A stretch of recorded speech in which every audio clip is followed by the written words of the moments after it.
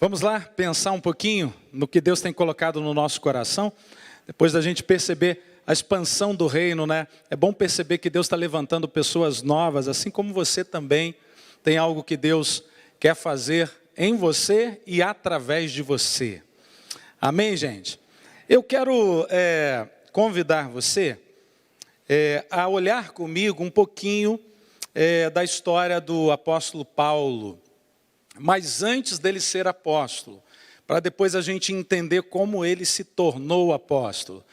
A gente fica pensando, quando a gente olha para os personagens bíblicos, que eles já vieram prontinhos, né? A gente vê Deus fazendo tantas coisas boas através deles, mas a gente vai perceber que as pessoas são tão comuns como nós somos, tá, gente? Então, fique tranquilo ao perceber que você precisa de ajustes, porque quando a gente olha para o apóstolo Paulo, para outros personagens bíblicos, nós também vamos perceber que eles precisam de inúmeros ajustes e a jornada da vida deles foi sendo caracterizada por esses ajustes, né? Deus chamando para alinhar a fim de que um propósito seja alcançado. Eu acredito muito que Deus tem feito na nossa igreja é convidar pessoas a entenderem plenamente o propósito dele. Sabe, irmãos, a maior dádiva de Deus na nossa vida, talvez a maior experiência que cada um de nós podemos ter com Deus é encontrar o propósito pelo qual existimos. É tão ruim passar a vida inteira, né, sem entender o que Deus tem para a gente. Porque quando eu e você entendemos o propósito de Deus, nós entendemos a razão pela qual existimos e passamos por tudo o que passamos. Topa dar uma olhadinha na vida do apóstolo Paulo comigo aí? Vamos nessa? Muito bem. Antes de ser o Paulo apóstolo ou Saulo apóstolo, né, são nomes da mesma pessoa, mas um nome judeu e um outro grego, só para identificar as mesmas pessoas. Quem era Paulo? Paulo nasceu e foi formado numa família de judeus, portanto, seguidor das tradições judaicas, dos cerimoniais judaicos, ele passa pela circuncisão, alguém extremamente zeloso. Ou seja, não é alguém que não tinha uma religião, pelo contrário. Eu dizia no primeiro culto que se nós não tivéssemos tido um encontro com Cristo, nós, possivelmente, muitos de nós, seríamos leitores, assim, assíduos e tendo o Antigo Testamento como a nossa regra, né, de fé e prática. Era uma expressão que a gente usava alguns anos atrás, né? A Bíblia é aquela bússola, né, de fé e prática para a nossa vida. Então, Paulo era esse indivíduo, né? Um camarada religioso, alguém que veio de uma família estruturada. É muito provável que Paulo tenha sido filho de um grande fazedor de tendas, né? Um empresário, alguém de situação social boa. Isso tudo fez de Paulo alguém relevante para o seu tempo. Paulo era alguém em que as pessoas ouviam, até porque ele viveu intensamente a prática no judaísmo. Então, gente, a primeira coisa que a gente precisa perceber é que nós estamos falando de alguém que parece que a vida está ajustada. Parece que as coisas estão transcorrendo naturalmente, está dando tudo certo. Ele é zeloso, alguém que crê no Deus, no único Deus, no Deus Yahvé, o Deus do Antigo Testamento, alguém seguidor das tradições e cerimoniais judaicos, ok? Alguém que tinha uma posição social, a vida está indo bem. A carreira dele parece estar bem posicionada, até porque ele utiliza de uma prerrogativa de ser também um cidadão romano. Veja só, ele não nasceu em Roma, no entanto, naquela época o império dava a cidadania a cidadãos de classe social elevada. Então ele também era um cidadão romano. Veja, alguém que nasce numa cultura judaica, Alguém que é criado em Tarso, uma província do império, ou seja, tem uma bagagem cultural importante, e alguém que também politicamente é aceito. Por quê? Porque ele é um cidadão romano. Ok? A vida dele está transcorrendo bem, a vida está indo para o lugar certo. Só, gente, eu entendo que todos nós, em algum momento da nossa vida, parece acontecer alguma coisa com a gente, que vai mudar a rota da nossa vida. Paulo, amados, poderia viver a vida e terminar a vida do jeitinho que ele estava vivendo. Não tinha nenhum problema. Tudo estava acontecendo naturalmente. Mas ele teve uma experiência impactante. Amados, eu creio que o que Deus quer fazer em nós, para nos usar para essa sociedade que, amados, ela anseia, a própria Bíblia diz isso, né? Que a nossa geração anseia pela manifestação dos filhos de Deus. Então, nós só seremos uma voz profética para a nossa geração se formos impactados pelo Cristo que ressuscitou. Amém, amados? Então, essa história começa com um impacto, com um encontro com aquele que ele era perseguidor. Você já deve conhecer a história, mas eu quero renovar esse conhecimento, ou talvez trazer luz para algumas pessoas que não conheçam a história. Além de ser um judeu por decisão de fé, ele também era um judeu praticante e zeloso. Talvez um dos maiores judaizantes da época. O que significa dizer judaizantes? É alguém que não apenas crê, mas propaga a fé judaica com tudo aquilo que estava embutido na fé. Amém, amados? Então, veja bem, ele está indo em uma das suas missões, no caminho a Damasco, cerca de 200 quilômetros aproximadamente. Vamos lá ler o texto, gente, para a gente perceber algumas coisas importantes que acontecem aqui. Atos dos Apóstolos, capítulo 9, os primeiros versículos, só para a gente entender como começa essa história, o impacto na vida de um religioso que deixa de ser um religioso para ser um servo de Deus, ou alguém que vai servir o reino de Deus. Capítulo 9 de Atos dos Apóstolos, a partir do primeiro versículo, diz assim: enquanto isso, Saulo ameaçava de morte os discípulos do Senhor. Dirigindo-se ao sumo sacerdote de Jerusalém, pediu-lhe uma carta para as sinagogas de Damasco, pedindo a cooperação delas na perseguição de todos os seguidores de Cristo que encontrassem por ali, tanto homens quanto mulheres. Seguidores do caminho era o nome dos seguidores de Jesus, para que pudesse levá-los presos para Jerusalém. Versículo 3. Quando Saulo estava se aproximando de Damasco em sua missão, de repente, uma luz do céu brilhou ao redor dele. Versículo 3, vamos parar por aqui, só para a gente ir devagar construindo essa história. Uma das primeiras coisas que acontecem com Saulo, esse homem que parece que a vida está transcorrendo legal, ele foi iluminado. Sabe o que o próprio Paulo vai dizer posteriormente nas suas cartas? Que nós estávamos mortos em nossos delitos e pecados. Gente, deixa eu perguntar uma coisa. Você já viu um morto falar, gente? Quem já viu um morto falar aí? Morto ter poder de decisão? Não tem, né? Nós só decidimos para Deus depois de iluminados. Ou seja, mas espera aí, ele não era um religioso, sim, mas ele não tinha a revelação do Cristo. Então ele precisou ser iluminado.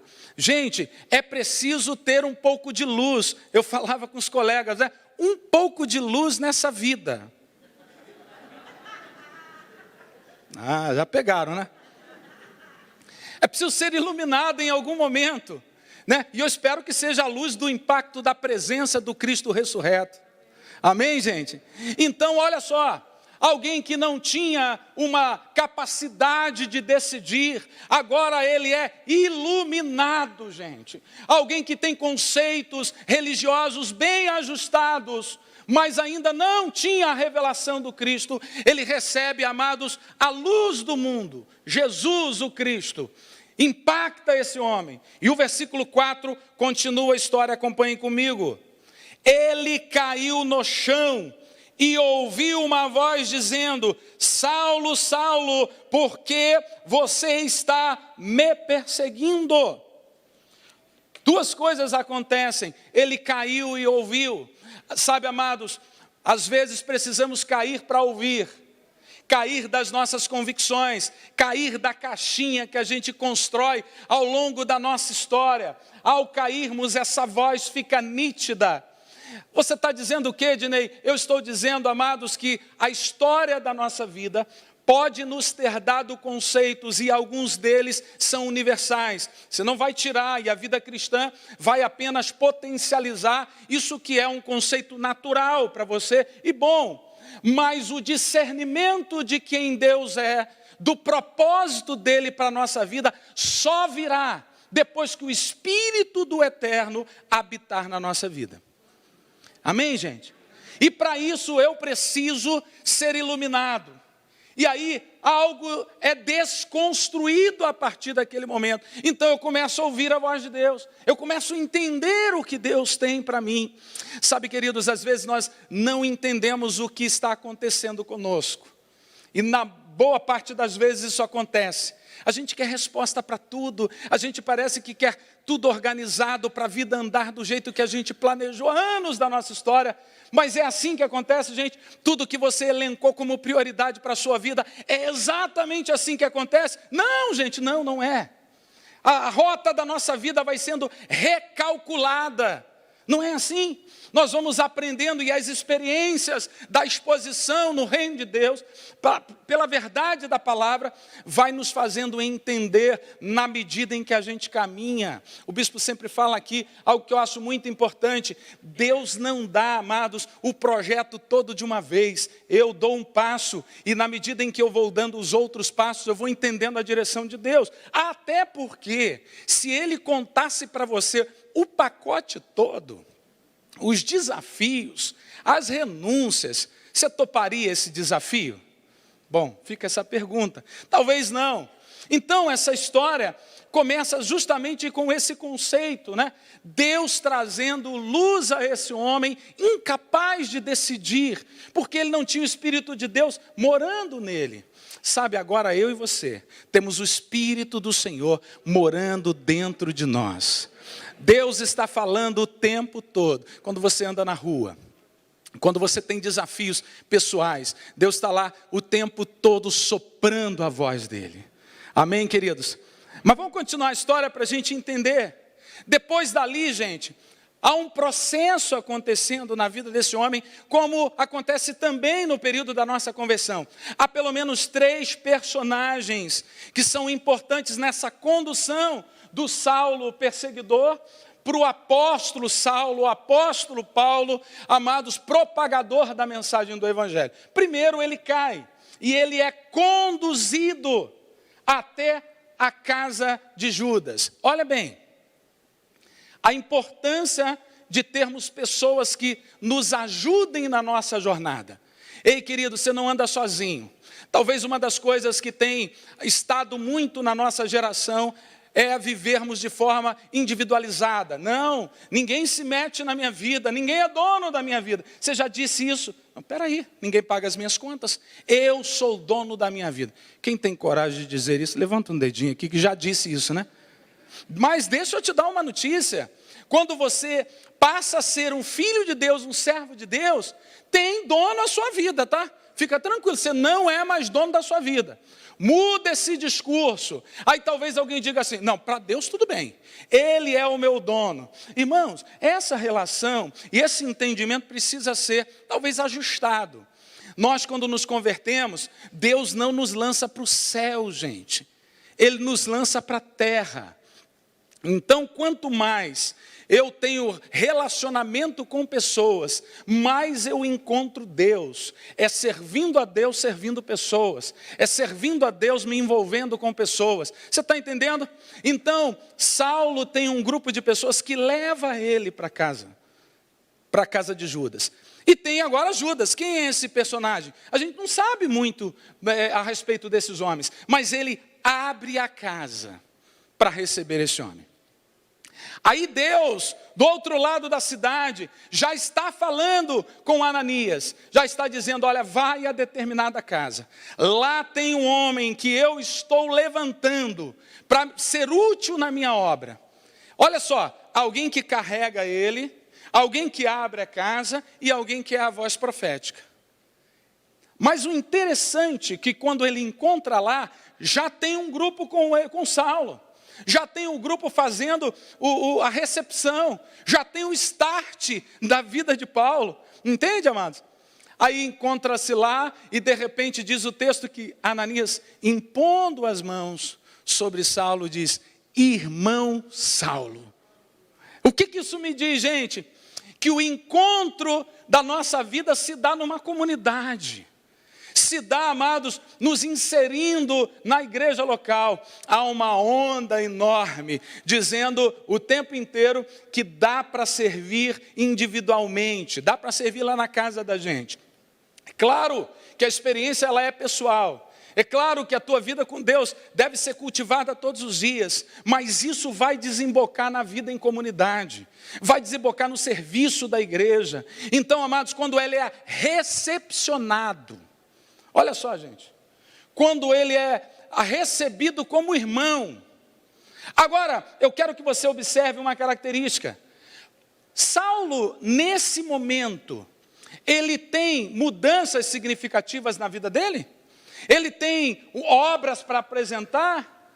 Ele fez alguma coisa que acreditaria a ele os valores do evangelho? Não! Mesmo assim, ele é chamado de irmão.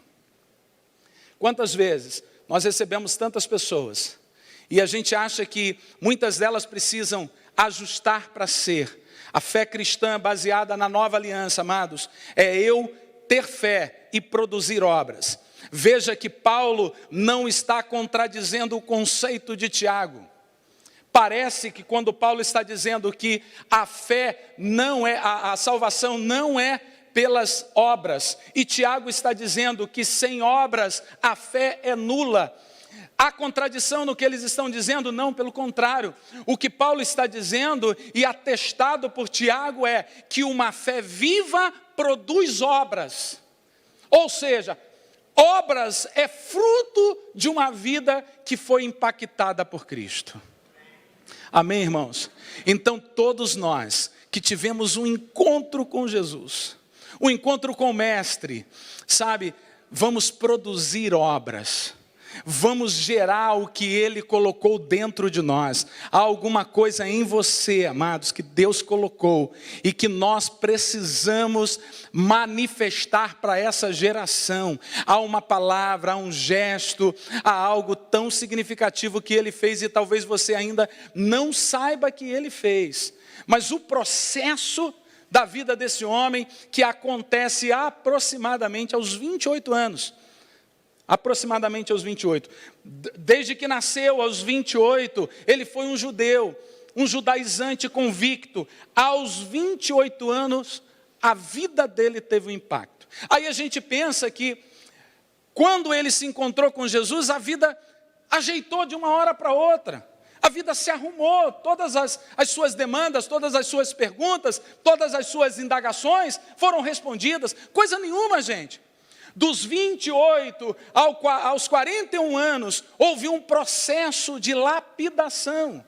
Deixa eu dizer dois conceitos extremamente importantes. Um é o novo nascimento. Novo nascimento é ato imediato. Acontece pós-confissão de que Cristo é o teu Senhor. Processo de santificação é uma jornada de vida. Não confunda novo nascimento com processo de santificação. Salvação é fruto da sua decisão. Aceitei Cristo, reconheci a soberania, o senhorio dele na minha vida, automaticamente me tornei alguém salvo. Agora, isso não significa que a minha vida automaticamente vai viver alinhada com o que Deus tem. Então, Paulo, ele, pós-conversão, ele fica 13 anos. Esse período, aproximadamente. Esse período, não há registros detalhados da vida dele. O que nós sabemos que ele começa a divulgar o evangelho ali e tem que fugir para outra região, vai de Jerusalém para Damasco, para algumas cidades, alguns movimentos acontecem. Ele fica cerca de 3 anos na Arábia, nós não temos relatos, mas é muito provável que esse período, Deus está forjando um homem para ser um anunciador da sua palavra, um anunciador do evangelho da graça. Então deixa eu dizer uma coisa para você, não pense que as coisas estão demorando demais. Às vezes a gente entra em crise achando o seguinte, não, peraí, poderia ter acontecido antes, as coisas poderiam ter sido diferentes. Mas, irmãos, a gente olha as coisas e olhar de longe é maravilhoso, é lindo, é fácil analisar de longe. Quando nós vemos aparentemente alguém chegando ao lugar que você idealiza para você, você acha que ela chegou mais rápido que você. Mas, irmãos, quando nós estamos de perto, nós vamos analisar e perceber que houve uma jornada. Sabe, irmãos, houve algo que Deus estava tratando, e é exatamente assim. As experiências, sejam elas boas ou ruins, não são motivos para paralisar você, pelo contrário, são experiências que Deus está te dando para consolidar um homem e uma mulher de Deus maduros no serviço do Senhor. Amém, amados? Então, uma das coisas que Satanás faz com a gente é tentar ofuscar o tempo todo a nossa visão. Qual foi a primeira proposta da serpente lá para Eva? Bom, Deus havia dado tudo, vocês conhecem bem a história, mas ele havia estabelecido de que de um fruto eles não comeriam. Aí, quando a serpente escuta isso, ela diz, não, não é nada disso. Deus sabe que se vocês comerem, seus olhos serão abertos. Ou seja, vocês terão equivalência com Ele. É como se Deus não quisesse concorrência. Que tolice, gente. Será que alguém pode concorrer com Deus? Mas, na maioria das vezes, a nossa incapacidade de ver vai travando a nossa história. O que Deus quer fazer, amados, comigo e com você, é nos dar uma capacidade de ver com seus olhos. Ver na cosmovisão de Deus, usar o óculos da fé, o óculos do posicionamento que Ele nos deu, sabe, amados? Porque quando nós enxergamos o lado natural, nós não temos, amados, a ideia de onde Deus quer nos levar, o que Deus quer fazer. E a gente então vai avolumando e Satanás vai buzinando, né? Buzinando o tempo todo, dizendo, você não conseguiu, teu tempo passou. Não, suas oportunidades foram deixadas de lado. Você teve tantas oportunidades e não aproveitou nenhuma delas. Quantas vezes nós somos metralhados por esses sentimentos, irmãos? Na verdade, depende da ótica, né? É como que um copo d'água, né? Vou aproveitar e vou beber. Ele está cheio ou está vazio? Depende, né? Depende do seu olhar. Ele está meio cheio, mas está um pouco vazio. Não é isso? Depende da nossa perspectiva, depende do nosso olhar. Irmãos, de que forma temos olhado a nossa vida? Queridos, em Cristo nós estamos sendo cuidados, nós estamos caminhando para cumprir o propósito dEle. Você acha que circunstâncias são capazes de impedir o propósito de Deus? Se você pensar assim, você está potencializando o mal. Irmãos, maior é o que está em você do que aquele que está no mundo. Amém, irmãos? Agora, os desafios virão e eu preciso ter uma visão clara. Sabe o que a serpente está dizendo? Olha, olhe na perspectiva natural. Sabe? Deus não quer concorrência. E quantas vezes nós somos incentivados a olhar pela natureza humana e Deus está nos convidando, nos desafiando a olharmos na perspectiva do reino de Deus. Amém, queridos? Você veja, Saulo tem sua vida desconstruída. Parece que agora o que ele vai fazer? O seu círculo de amizade foi desconstruído, Ele não tem mais o grupo de amizade que ele tinha antes. Porque eram judeus e judaizantes. Ele tinha essas amizades. Não tem mais amizades. O grupo, a cidade dele, que confiava nele, não tem mais. A carreira que lhe estava proposta, já não, amados, tem mais segurança. Ele não sabe mais o que vai acontecer. E quando ele vai dizer isso para o seu discípulo lá, o pastor lá de Éfeso, Timóteo, quando ele vai dizer, olha, combati o bom combate, acabei a carreira e guardei a fé. Nada tinha a ver com aquilo que ele havia planejado quando jovenzinho. Era uma carreira diferente, era um combate diferente. O combate inicial era um combate com os do caminho. Eles e sobretudo ele, precisava impedir os do caminho de chegarem ao propósito. Esse era o combate. A carreira era uma carreira romana, relevante para aquela sociedade. A fé era uma fé restrita a tradições e cerimoniais. Agora, ele vê tudo o que ele construiu cair por terra. Irmãos, isso é história de muita gente. Muita gente que vê a vida aparentemente sendo desconstruída. Eu já recebi algumas pessoas dizendo o seguinte: pastor, depois que eu recebi Cristo como meu Salvador, a minha vida deu uma desestruturada.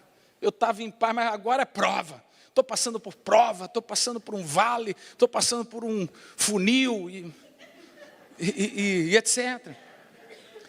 Não é assim? Quantos de nós que depois de termos recebido Cristo, nós indagamos por que eu estava em paz, o emprego estava legal, né? As coisas estavam estruturadas, por que é que agora tudo está bagunçado na minha vida? Ei, talvez essa seja uma pergunta que você tem feito na sua vida. Sabe por quê, irmãos? Porque agora nós não olhamos mais como homens naturais. Você não é mais um homem ou uma mulher natural. Agora Deus, amados, além de atender suas necessidades, que Ele é tão bom que atende nossas necessidades, Ele nos dá os mimos da graça dEle. Ele nos acolhe nas nossas aflições e necessidades. Ele faz isso, Deus é bom, mas não termina aí. E talvez uma das maiores diferenças do cristianismo para algumas religiões não está no fato de Deus atender necessidades, porque Deus atende nossas necessidades. Amados, se você está desempregado, vira a Cristo para buscar ajuda em Deus, uma inspiração, um caminho. É saudável, amém, amados? Você está doente, você vai recorrer a Jesus para te trazer a cura. Você vai reivindicar textos bíblicos que afirmem que você é alguém sarado em Cristo. A grande questão, amados, outras religiões também oferecem assistencialismos. A diferença é que o cristianismo não termina aí. Deus atende suas necessidades, mas embutido ao atendimento de suas necessidades, Ele embute você de uma missão. Ele outorga você, Ele comissiona você, Ele dá dons espirituais que são ferramentas para você ser útil na missão dEle. Talvez, amados, alguns de nós estejamos perguntando: por que é que eu nasci? Qual é o propósito da minha existência? No que serei útil e relevante? Talvez um dos maiores medos que tenhamos na vida, gente, é o medo de não ser relevante. É o medo de não ser significativo, é o medo de não encontrar a razão pela qual existimos e fomos criados do jeito que fomos criados, com características específicas, com dons específicos. Sabe, gente, aquela história, o cabelo do outro é sempre melhor do que o nosso. Quem tem crespim quer ter lisinho, quem tem lisinho quer ter crespim, quem tem avolumado quer ter menos cabelo. Não é, gente? Ou seja, final da história, o cabelo do outro é sempre melhor do que o meu cabelo. Eu estou usando isso como ilustração, gente, para dizer uma coisa importante a você. Deus fez você com as suas características, porque Ele quer que você descubra o propósito pelo qual você existe. Amém, amado? Paulo não enxergava isso, mas era um homem bom, mas ele precisava ter um encontro. Quantas pessoas, ao olharem para as suas vidas, vão dizer o seguinte: não, eu sou bom. Eu nunca matei, nunca roubei. Eu ajudo até as senhorinhas a atravessarem a rua.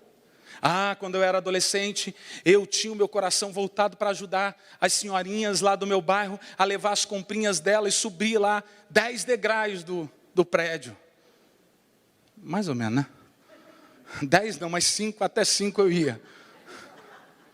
Mas, irmãos, é mais do que esses valores. O Evangelho vai tirar isso? Não, ele vai potencializar isso. Mas mais do que potencializar esses valores, ele vai dar a você uma missão. Ele vai dar a você uma razão para continuar. Irmãos, por que o cristianismo não morreu, gente, depois de inúmeras perseguições, amados? Por que não sucumbiu às perseguições? Por que os ataques ferrenhos, e eu me refiro a ataques religiosos, a ataques mesmo de guerra, irmãos, sabe? Exércitos entrando, tentando destruir a fé. Amados, testemunhos tão negativos. Mas a fé cristã continua viva, transformadora nos nossos dias, Deus derramando o seu Espírito. Queridos, eu e você temos que ser uma voz, queridos, consoante a voz do Cristo. Ele amou a igreja e eu e você precisamos amar a igreja dele. Eu não posso falar mal de quem Deus falou bem.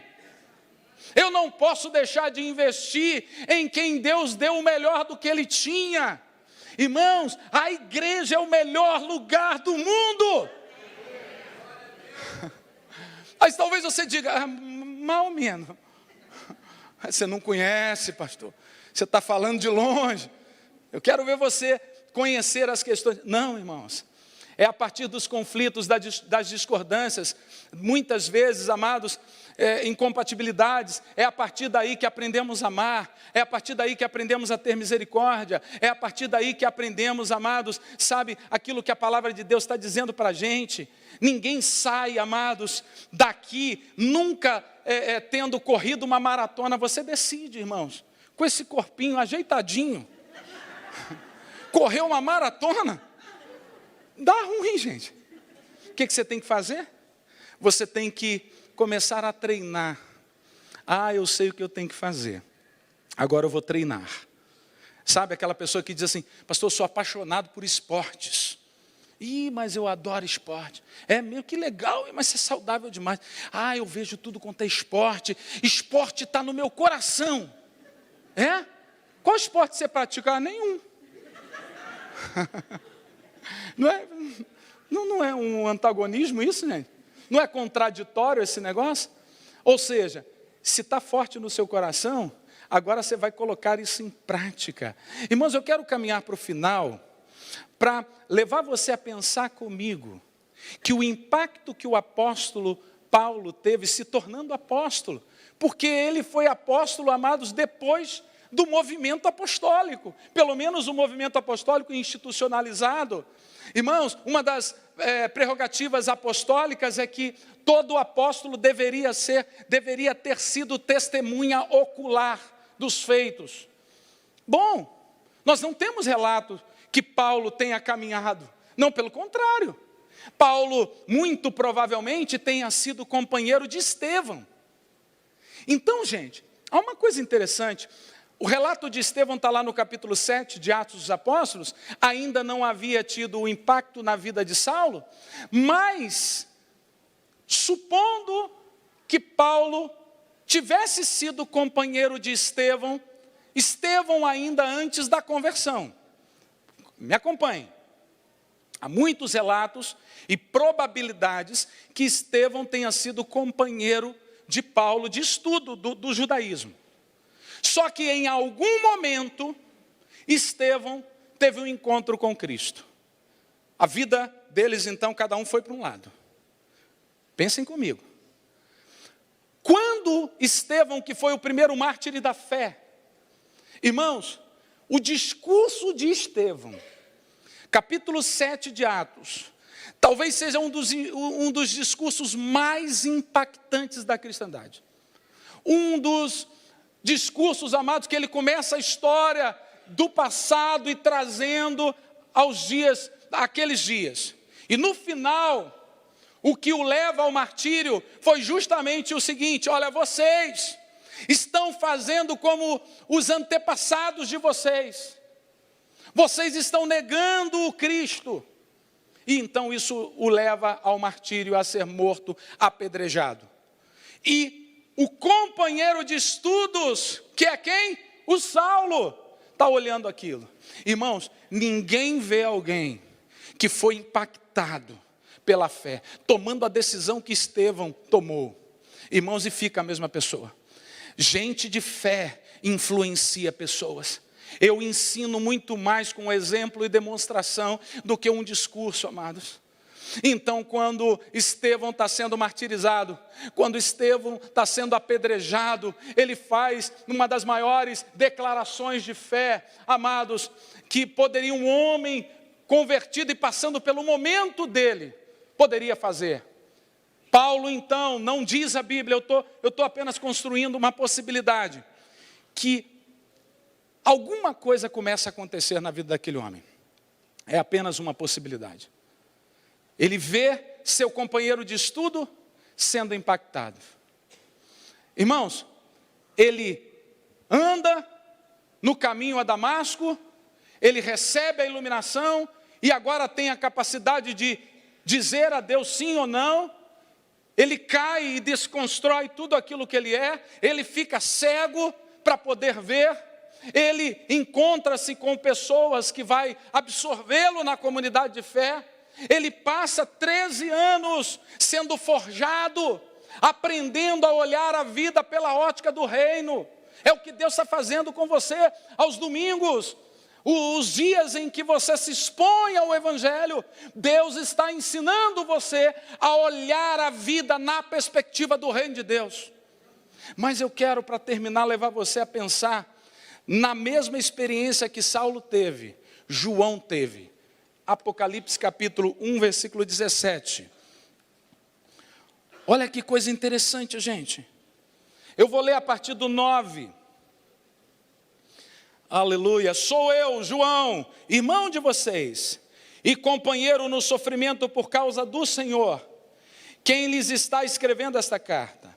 Eu também tenho participado da perseverança que Jesus concede, e nós participaremos do reino dele.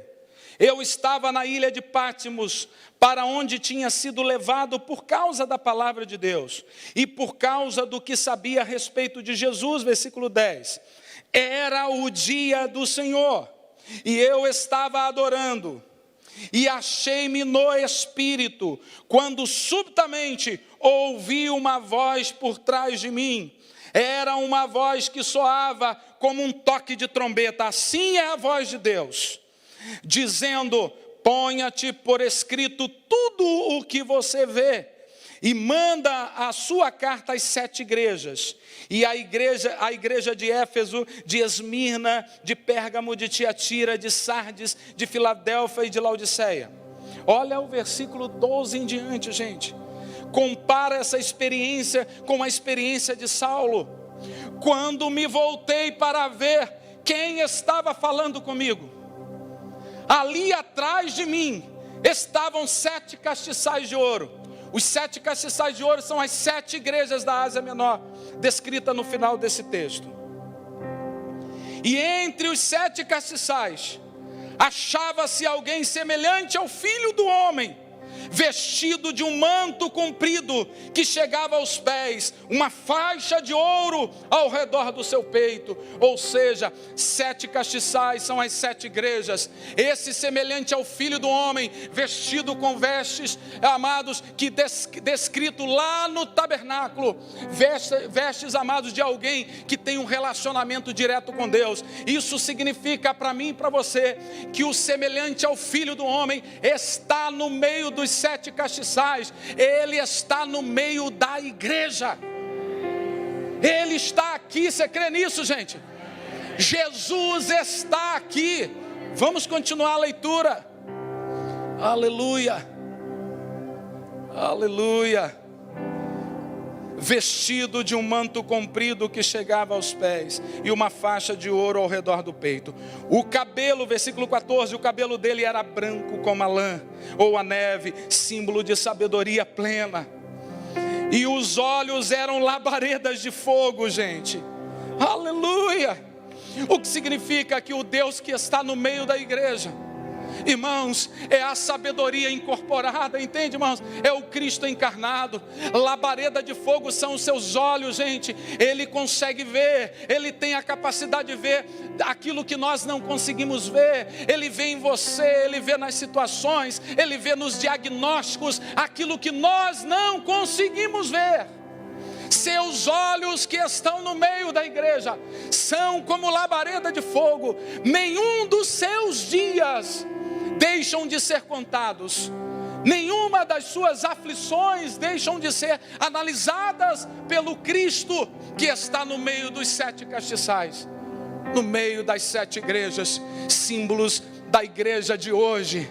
Amados, o 7 na Bíblia é símbolo de perfeição. A igreja perfeita, a igreja imaculada, a igreja, amados, que é a noiva do Cordeiro, a igreja que um dia estará reinando. É a igreja de hoje. Não é a igreja institucionalizada, não é a igreja com uma bandeira, é a igreja dos que creem, é a igreja dos filhos de Deus, é a sua igreja, a igreja dos que reconhecem o Cristo como Salvador. Mas você vai ver ainda uma maior semelhança à experiência de Saulo. Ora, Deus, seus pés, versículo 15, os pés brilhavam como bronze polido, e a sua voz ressoava como o som de muitas águas. Você já viu, amados, uma grande cachoeira, Foz do Iguaçu? Dá até medo daquele negócio, não é, gente? É uma beleza maravilhosa. Você vê aquelas águas, se imaginar lá, dá até medo. É o nosso Deus. Irmãos, dependendo da experiência que você tem com Cristo, você vai contemplar a beleza.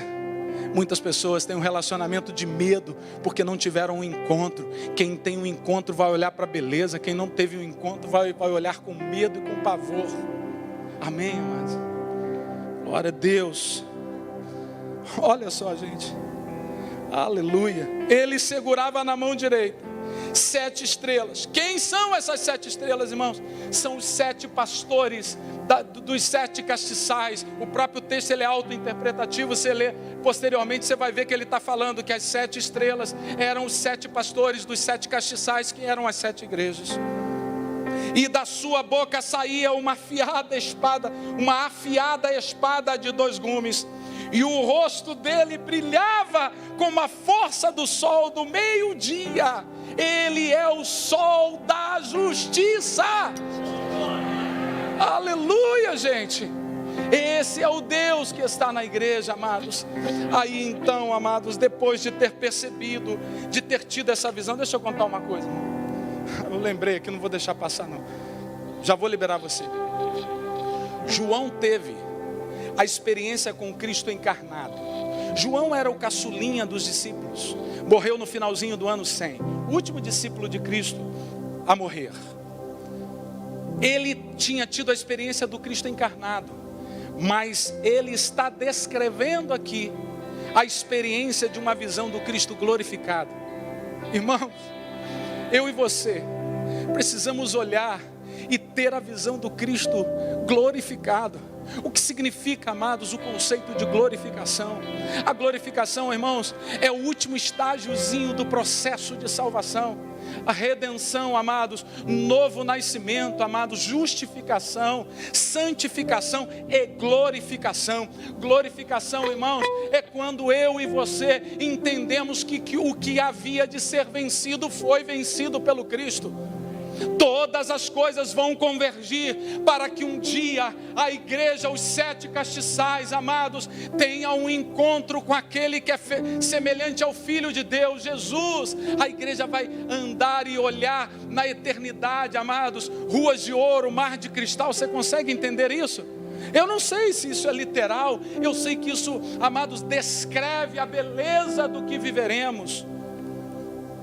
ele vai terminar dizendo: quando vi, versículo 17, quando eu o vi, caí aos pés dele, como morto. Aleluia. Porém ele pôs a mão direita em cima de mim e disse: não tenha medo, eu sou o primeiro e sou o último. Aleluia, gente.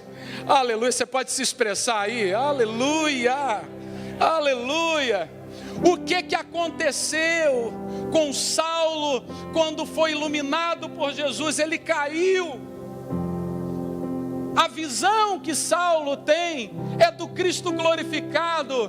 A mesma visão que João tem do Cristo glorificado. Ele caiu, irmãos, para receber uma nova visão, novos ouvidos, uma nova compreensão, uma nova razão para viver.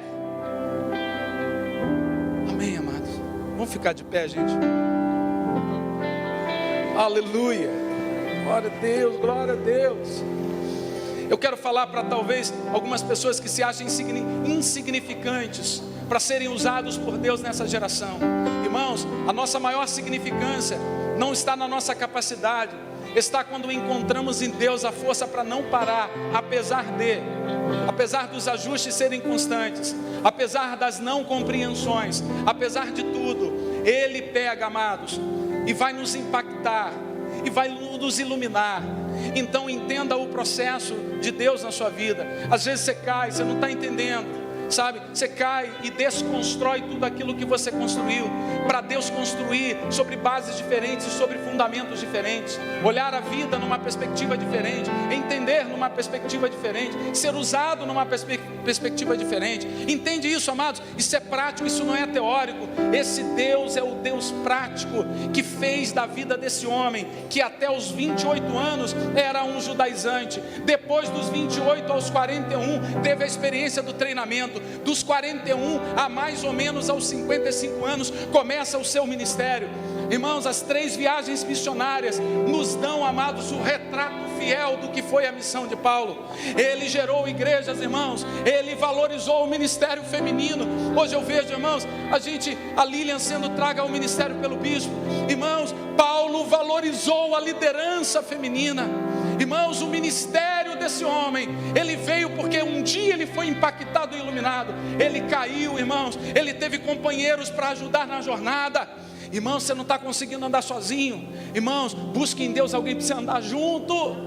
Busque alguém, amados, que possa viver a fé com você. Amém. Há 3 conceitos extremamente importantes. Seja filho de alguém. Irmãos, muitas vezes a gente quer gerar filhos, mas não gera filho quem ainda não foi filho. Se não foi filho, você não nasceu. Só há uma maneira de você existir. Eu estou fazendo uma analogia da vida espiritual. Seja filho de alguém. Tenha alguém para você falar da sua vida. Alguém que você não tenha pudor de contar as suas mais terríveis situações, seus mais difíceis pensamentos, suas mais duvidosas questões da vida. Tenha um pai espiritual e entenda essa paternidade espiritual da melhor forma. Não é dono da tua vida, não, mas é alguém, amados, que é alguém que você se inspira, alguém que você olha, alguém que você vê que a vida fala com você. Segundo, tenha um irmão de jornada. Talvez o irmão não seja alguém que você vai abrir o coração, mas é alguém que você vai pelejar, sabe, de madrugada o cara vai estar contigo, é alguém que vai oxigenar a fé em você, é alguém que vai ministrar ânimo na sua vida. Depois disso, você pode gerar filhos. Sabe, irmãos, você vai reproduzir, porque você vai estar tão cheio, tão impactado, você vai reproduzir. O ministério de Paulo, irmãos, é um dos ministérios mais significativos da igreja, mas não começou de uma hora para outra. A história não começa, irmãos, lá no finalzinho, né? Ontem nós tivemos uma oficina tão interessante. O último degrau da liderança. A gente pensa que o último degrau da liderança está lá. O último degrau da liderança está ali.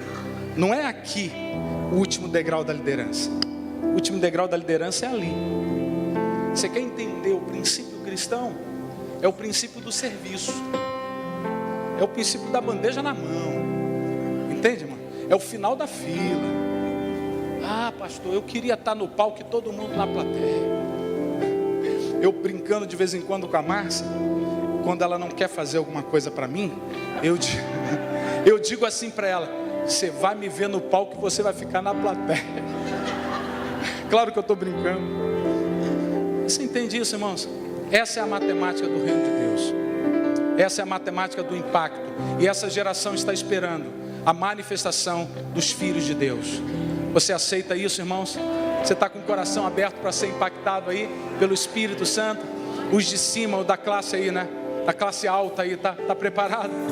Amém, queridos? Vamos adorar ao Senhor.